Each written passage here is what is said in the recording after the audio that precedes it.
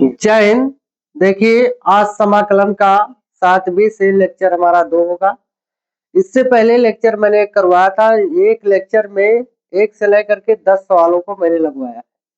देखिए, अब इसमें क्या होगा, समाकलन प्रश्नावली 7वीं लेक्चर 2, इसमें 11 से लेकर के 17 तक सवाल को हम आज सीखेंगे बहुत ही अच्छे से। देखिए, 11 नंबर सवाल आपके सामने लिखा हुआ है, इंटीग्रेशन यानी समाकलन का प्रतीक है ये 1 प्लस एक्स स्क्वायर बटा फैक्टोरियल 2 प्लस एक्स क्यूब बटा factorial 3 plus dot dot dot D x. ठीक है, तो सबसे पहले आप समझिए। देखिए, आपने कक्षा 11 में एक सूत्र पढ़ा होगा। कौन सा सूत्र? e की पावर एक्स का फैक्टोरियल के पद में सूत्र क्या होता है? e की पावर एक्स का फैक्टोरियल के पद में। देखिए, पहले तो ये जान लीजिए कि ये जो ऐसे ये प्रतीक है आपका, इस प्रतीक को हम क्या पढ़ते हैं? फैक्टोरियल पढ़ते हैं। इसको आप ऐसे भी लिख सकते हैं या फिर इसको आप ऐसे भी लिख सकते हैं। कैसे लिख सकते हैं? ऐसे, ऐसे लिख सकते हैं। ठीक है, जैसा आप लिखना चाहे इसको वैसा लिख सकते हैं, क्योंकि ये फैक्टोरियल होता है। अब देखिए, e की पावर एक्स का फैक्टोरियल के रूप में सूत्र आपका क्या होता है? 1 प्लस एक्स स्क्वायर बटा फैक्टोरियल 2 प्लस एक्स क्यूब बटा फैक्टोरियल 3 प्लस एक्स की घात 4 बटा factorial 4 plus dot dot dot, ये आपका सूत्र होता है। यानी ये जो भाई साहब लिखा हुआ है ना, ये आप e की पावर x के बराबर लिख सकते हैं। किसके बराबर? e की पावर x के बराबर। तो देखिए, आप सबसे पहले क्या करेंगे, यहाँ पे हल डालेंगे सवाल लगाने से पहले। अब देखिए, समाकलन का प्रतीक है, निशान है, इसको लिख दीजिए। इसी को इंटीग्रेशन कहते हैं। इस पूरे के बराबर हम क्या लिख सकते हैं? e की पावर x, और साथ में हमारे क्या है? dx है। अब e की पावर x का समाकलन क्या होता है? e की पावर x का e की पावर x ही होता है। तो e की पावर x का e की पावर x बार बार, क्योंकि ये समाकलन नियतांक होता है, इसलिए हम c का प्रयोग करते हैं। और यही आपका प्यारा सा उत्तर बन जाएगा। यानी 11 नंबर का सवाल आपका कंप्लीट हुआ। ठीक है, आप चाहे तो सभी सवालों का स्क्रीनशॉट ले सकते हैं। चलिए आगे दूसरे सवाल की ओर बढ़ते हैं। देखिए, 11 का जो सवाल था ये आपका कंप्लीट हो गया। 12, देखिए किताब से आप अपने उत्तर मिला लीजिएगा। 12 नंबर इसमें सवाल क्या है आपका? 12 नंबर सवाल में कहता है इंटीग्रेशन 1 माइनस एक्स स्क्वायर बाहर रूट एक्स और dx। ये आपका 12 नंबर सवाल है। देखिए, क्या करना है आपको, आप हल डालेंगे जरूर। ठीक है, बार बार मैं आपसे एक चीज यही कहता हूं कि कोई भी सवाल लगाने से पहले आप एक बार सॉल्यूशन, सॉल्व, हल, 3 में से जो आपको अच्छा लगे वो लिख सकते हैं। देखिए, अब हम क्या करेंगे, ये जैसे लिखा है वैसे लिखेंगे।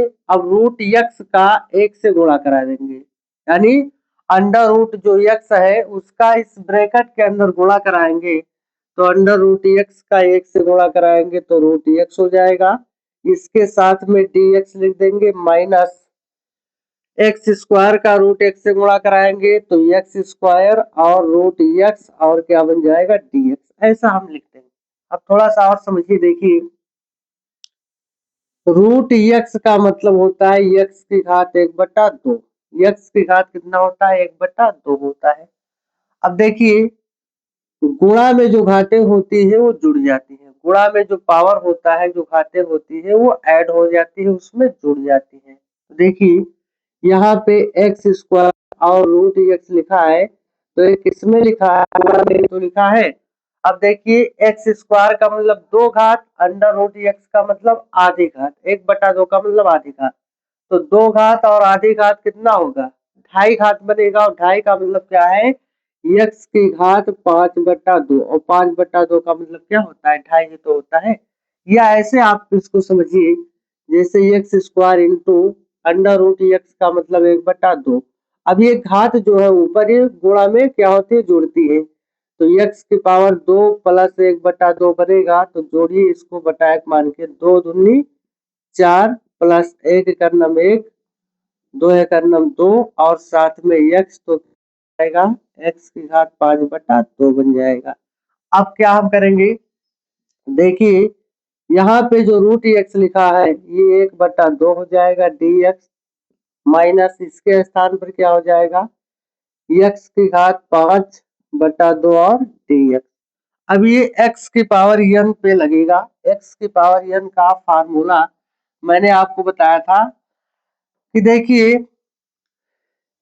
x की पावर n बराबर होता है x की पावर n प्लस 1 बटा n प्लस 1, ये आपका सूत्र होता है। और लास्ट में जब पूरा हल होता है तो प्लस c लिखते हैं, c आपका समाकलन नियतांक होता है। अब देखिए जैसे x की पावर 1/2 लिखा हुआ है तो n के स्थान पर कितना लिखा हुआ है, 1/2 लिखा हुआ है।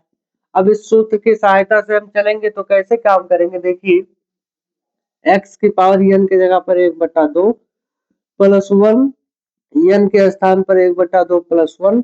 अब सबका बटा 1 मान के इसको सॉल्व करेंगे तो क्या बनेगा, 1 का नम 1 प्लस 2 का नम 2, फिर 2 का नम 2 और यहाँ भी 1 का नम 1 प्लस 2/2, क्या बन जाएगा, x की घात 3/2 और यहाँ भी बनेगा 3/2। अब देखिए जो 3/2 भाग में ऊपर जाएगा तो 2/3 गुणा में हो जाएगा x की घात 3/2। तो इसका क्या बन जाएगा, देखिए इसका आपका बनेगा 2/3 x की घात कितना, 3/2 और माइनस ये भी x की पावर n पर ही लगेगा। तो 5/2 प्लस 1 इसमें जोड़ेंगे तो 5 का नम 5 और 2 5 दूनी 7/2, तो ये क्या बनेगा, x की घात 7/2 और नीचे भी 7/2 बनेगा। अब क्या हो जाएगा, 2/3 x की घात 3/2 माइनस ये 2 ऊपर आ जाएगा, 7 नीचे हो जाएगा, x की घात 7/2 और प्लस से लिखना आप लोग ना भूलें। ये आपका आंसर, ये कौन सा है, 12 नंबर का। ठीक है, बेहतरीन सवालों का बेहतरीन स्क्रीनशॉट होना चाहिए। अब देखिए 13 नंबर की ओर बढ़ते हैं कि 13 नंबर सवाल आपका क्या है। 13 नंबर में आपका सवाल भाई साहब लिखा हुआ है, ध्यान दीजिएगा। 13 नंबर में है सेक थीटा बटा tan स्क्वायर थीटा। क्या है 13 नंबर, 13 नंबर सवाल कहता है हमसे सेक थीटा बटा tan स्क्वायर थीटा और डी थीटा। देखिए त्रिकोणमिति में सूत्र आप जानते हैं कि सेक थीटा के बराबर होता है 1/cos थीटा और tan थीटा के बराबर होता है, क्या होता है, sin स्क्वायर थीटा बटा cos स्क्वायर थीटा। यहाँ अगर स्क्वायर है तो जिससे tan के बराबर sin बटा cos होता है, यहाँ स्क्वायर है तो sin स्क्वायर बटा क्या हो जाएगा, cos स्क्वायर हो जाएगा। चलिए यहाँ पे इसको हम तोड़ दे रहे हैं, आप लोग सभी सवालों में हल डालिएगा जरूर।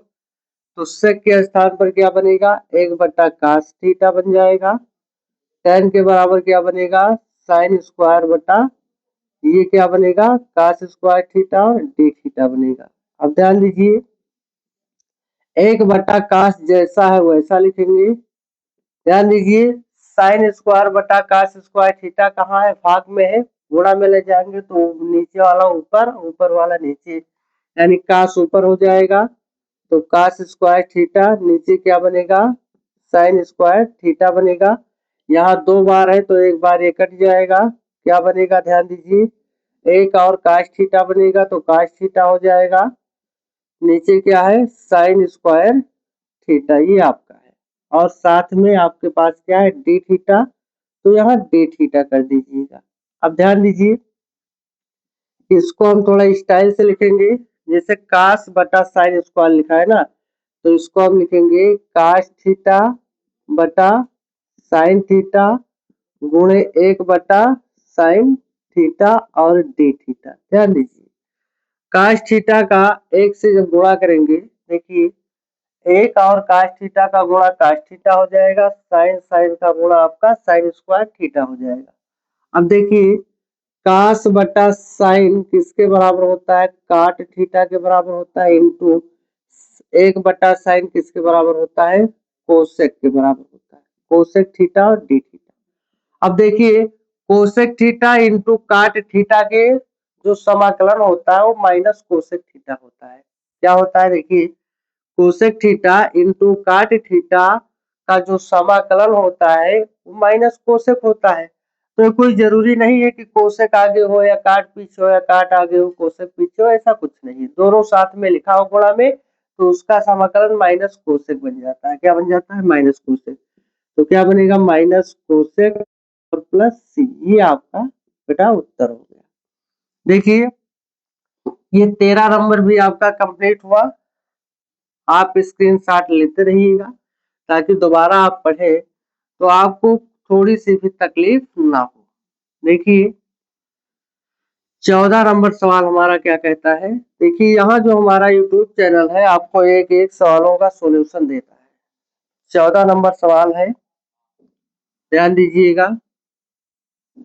समाकलन का निशान ब्रैकेट में साइन एक्स माइनस 2/x और क्या है e की पावर x dx। क्या काम करेंगे, सभी को अलग अलग करेंगे। सभी को क्या करेंगे, अलग अलग। देखिए कैसे हल आप लोग डालेंगे। यहाँ पे साइन एक्स के साथ में dx, तो साइन एक्स के साथ में dx माइनस 2 आप बाहर करेंगे, 1/x और dx कर देंगे क्योंकि 2 एक 2 ही हो जाएगा, प्लस e की पावर x में भी क्या लिखेंगे, dx लिखेंगे। साइन का क्या होता है, साइन का समाकलन होता है माइनस कास। क्या होता है, माइनस कास एक्स माइनस 2 हो जाएगा। देखिए 1/x dx का क्या होता है, लाग और माड में x प्लस e की पावर x का e की पावर x प्लस क्या होता है c। यानी समाकलन नियतांक हम लिखते हैं एक बार फिर से। साइन का माइनस कास एक्स माइनस 2 जैसा है वैसा 1/x dx का लाग माड में x होता है, e की पावर x का समाकलन e की पावर x होता है और नियतांक के रूप में हम क्या लिखते हैं, c लिखते हैं। ठीक है, ये आपका था 14 नंबर। इसका भी आपका हल जो है वो कंप्लीट हो गया है। देखिए 15 नंबर हमसे क्या कहता है। 15 नंबर बहुत इंपॉर्टेंट सवाल है, ये आपका परीक्षा में पूछे जाने वाला सवाल। देखिए लिखा है e की पावर लाग e की पावर x बट्टा x और dx। ध्यान दीजिएगा थोड़ा सा। देखिए यहाँ अगर e की पावर लाग और e की पावर x लिखा है तो देखिए क्या होता है सूत्र, एक बार में ध्यान दीजिए। e की पावर अगर लाग हो और लाग में भी e हो, ऐसे लाग में ही होता है, लेकिन e की पावर लाग e की पावर x ऐसे लिखा हुआ है तो देखिए ये जो होता है ये पूरा ऊपर p होता तो p बचता, एक्स स्क्वायर होता तो एक्स स्क्वायर बच जाता, अगर x की घात -2 होता तो -2 हो जाता। ठीक है, देखिए e log e का मान 1 हो जाता है, उससे कोई मतलब नहीं, और यहाँ पे x जो आपका x बन जाएगा। यानी इस पूरे के स्थान पर मैं क्या लिख सकता हूँ, सिर्फ x लिख सकता हूँ। तो क्या बनेगा, यहाँ पे आप लोग हल डालेंगे। अब देखिए इसके स्थान पर x हो जाएगा और बटा में x बनेगा, dx x से x आपका कटेगा, सिर्फ एक dx बचेगा तो एक से कोई मतलब नहीं है। देखिए एक dx से कोई मतलब नहीं है, dx का हो जाएगा x और प्लस c। ये आपका क्या बना, आंसर बना। देखिए देखिए 16 नंबर सवाल क्या बेटा, ये आपका है cos x और माइनस में क्या है 5/x प्लस e की पावर x और dx। सेम सवाल कौन से सवाल के बराबर है, ये देखिए 16-14 नंबर की तरह है, फिर भी इसको चलिए लगा देते हैं। अब हम क्या करेंगे, सभी को अलग करेंगे dx के साथ में लेकर के माइनस, देखिए 5 को बाहर करेंगे, 1/x dx कर देंगे प्लस e की पावर x और क्या कर देंगे dx कर देंगे। देखिए साइन का माइनस कास होता है, लेकिन कास का सिर्फ साइन होता है। ये समाकलन में ऐसा होता है, अवकलन में इसका उल्टा हो जाता है। तो कास का क्या हो जाएगा, साइन एक्स हो जाएगा -5 1/x dx का क्या होता है log मॉड में x और e की पावर x का e की पावर x प्लस c। ये आपका बेटा आंसर हुआ। 16 कंप्लीट हो गया है, 17 आपका कंप्लीट करवा दे। कौन सा 17 देखते हैं। देखिए 17 नंबर भी बहुत अच्छा सवाल है आपका। 17 यहाँ देखिए 17 नंबर सवाल हमसे क्या कहता है। 17 कहता है 1/1 माइनस कास एक्स और dx।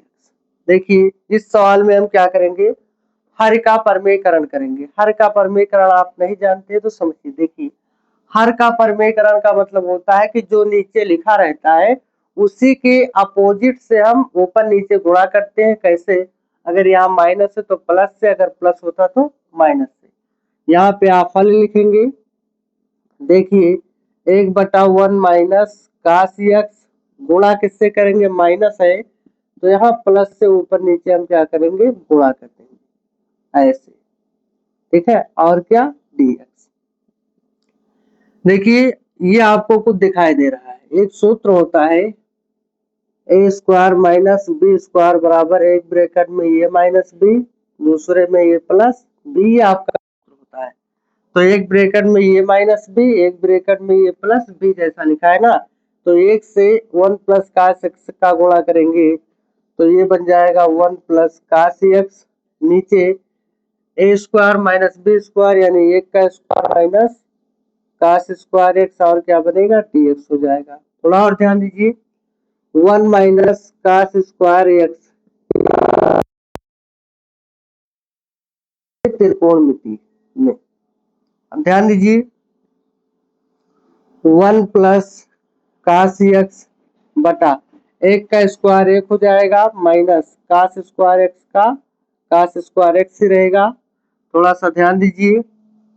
देखिए इसको यहाँ से हटाएं पहले। अब क्या करना है, dx यहाँ पे आप लिख दीजिएगा। थोड़ा फिर से ध्यान दीजिए, 1 ऐसे जैसे लिखा वैसे लिखेंगे 1 प्लस कास एक्स बटा, देखिए 1 माइनस कास स्क्वायर एक्स के जगह पर क्या लिख सकते हैं, साइन स्क्वायर एक्स और dx लिखेंगे। इसको अलग करेंगे, 1 साइन स्क्वायर एक्स को अलग कर देंगे प्लस कास एक्स बटा साइन स्क्वायर एक्स को अलग कर देंगे। यहाँ भी dx और यहाँ भी क्या लिखेंगे, dx लिखेंगे। 1/साइन किसके बराबर होता है, कोसेक स्क्वायर एक्स के बराबर होता है। देखिए कास बटा साइन, कास बटा साइन क्या हो जाएगा, कास बटा साइन, कास बटा साइन का क्या हो जाएगा, काट एक्स होगा, लेकिन एक बार साइन नीचे और बनेगा तो उसका क्या बन जाएगा, कोसेक बन जाएगा। तो ये कोसेक एक्स और dx हो जाएगा। अब कोसेक स्क्वायर एक्स का होता है माइनस काट एक्स, और देखिए इसका क्या होता है माइनस कोसेक एक्स और प्लस सी। ये आपका उत्तर। अब देखिए थोड़ा सा ध्यान दीजिए, इसका माइनस कोसेक एक्स होता है तो यहाँ प्लस है, यहाँ माइनस, प्लस माइनस का गुणा माइनस हो जाएगा, और कोसेक स्क्वायर एक्स dx का क्या होता है माइनस काट एक्स होता है, ठीक है। देखिए ये तो था 17। अब 11 से 17 आपको मैंने बताया था कि इस वीडियो में करवाऊंगा, लेकिन यहाँ पे एक सवाल और लगवा दें, ठीक है। 18 भी आपका कंप्लीट करवा दें। फिर देखिए 25 नंबर तक सवाल है आपका, उसके बाद में अगले वीडियो में जो 25 नंबर तक सवाल है वो भी आपका हो जाएगा। देखिए 18 भी आप इसमें देख लीजिए। 18 क्या है, समाकलन का प्रतीक 1 प्लस कास 2x और dx। ये सवाल है, देखिए ध्यान दीजिए। कास 2x के बराबर लिख सकते हैं हम 2 कास स्क्वायर एक्स माइनस 1। ये आपका सूत्र फार्मूला है कास 2x का कास के पद में। तो हल आप लोग डालेंगे, क्या है 1 जैसा लिखा है वैसा इसके स्थान पर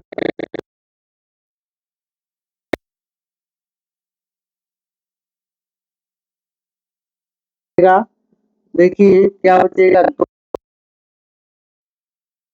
विथ अंडर रूट और dx। देखिए cos स्क्वायर का वर्गमूल तो cos x हो जाएगा, dx हो जाएगा और अंडर रूट 2 यहाँ पे बनेगा। समाकलन का निशान क्या करेंगे, रूट 2 को बाहर लिखेंगे, किसका समाकलन करना है, cos x और dx का, cos x dx का। तो रूट 2 बाहर, cos का क्या होता है, sin x होता है और प्लस c। ये आपका आंसर हुआ। ठीक है, सभी प्रश्नों के उत्तर को आप अपनी किताब से मिला लीजिएगा। हमारे पास डॉक्टर हर्षस्वरूप शर्मा की नई किताब है, इसी से मैं आपको पढ़ा रहा हूँ। समाकलन का जल्द से जल्द मैं यही कोशिश करूंगा कि आपकी परीक्षाएं बहुत दूर है। देखिए अभी तो समय चल रहा है, परीक्षाएं आपकी होती है फरवरी में। तब तक ये जो समाकलन है, समाकलन 2-3 बार आप इसका रिवीजन कर सकते हैं। और एक बात और समझिए कि इसको आप अपने दोस्तों में एक बार शेयर कर दीजिए, ठीक है, ताकि मेरा भी मन पढ़ाने में और लगे। तो देखिए आज की वीडियो यहाँ तक, आगे वीडियो में मिलेंगे।